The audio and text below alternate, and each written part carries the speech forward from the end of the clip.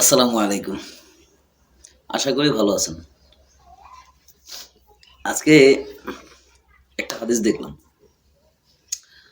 হাসরের ময়দানে আমাদেরকে ৫ টা প্রশ্ন করা হবে। আর ৫ টা প্রশ্নের উত্তর দিতেই হবে। ১ম প্রশ্ন, জীবন কিভাবে কাটিয়েছ? কি বলবেন? উত্তর আছে? কি বলবো? যে সারাদিন বাদামিয়াগিরি করেছি, ঘুরেছি ফিরেছি। হুম? কাজ করেছি আর খাইছি, ঘুমাইছি। টিকটক করেছি, ভিডিও করেছি। এটা বলব? উত্তর জানা নাই।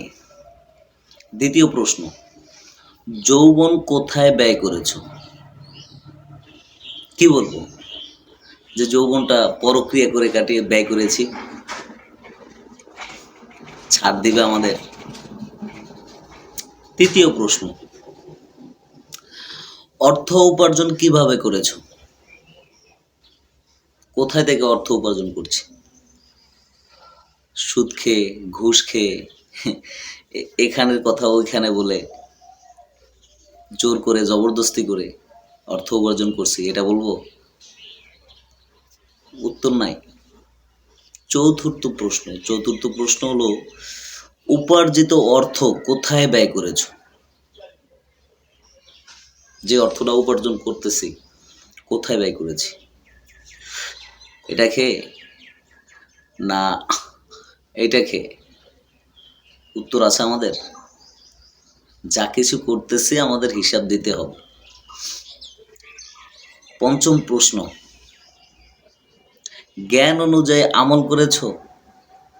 মানে আমার যে জ্ঞান আছে, জ্ঞান অনুযায়ী কি আমি আমল করছি? যে আমার ইসলামিক যে জ্ঞানটা আছে, আমাকে কী জন্য পাঠানো হয়েছে দুনিয়াতে, সেই জ্ঞানটুক আমরা খাঁটি আমল করছি ওই অনুযায়ী? করি নাই।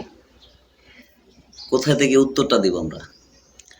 রাসূল সাল্লাল্লাহু আলাইহি ওয়াসাল্লাম বলেছেন, বান্দার পা সরবেন না যতক্ষণ না সে ৫টি প্রশ্নের উত্তর দেবে। তিরমিজি, হাদিস নাম্বার ২৪১৬। ছাড় হবে না।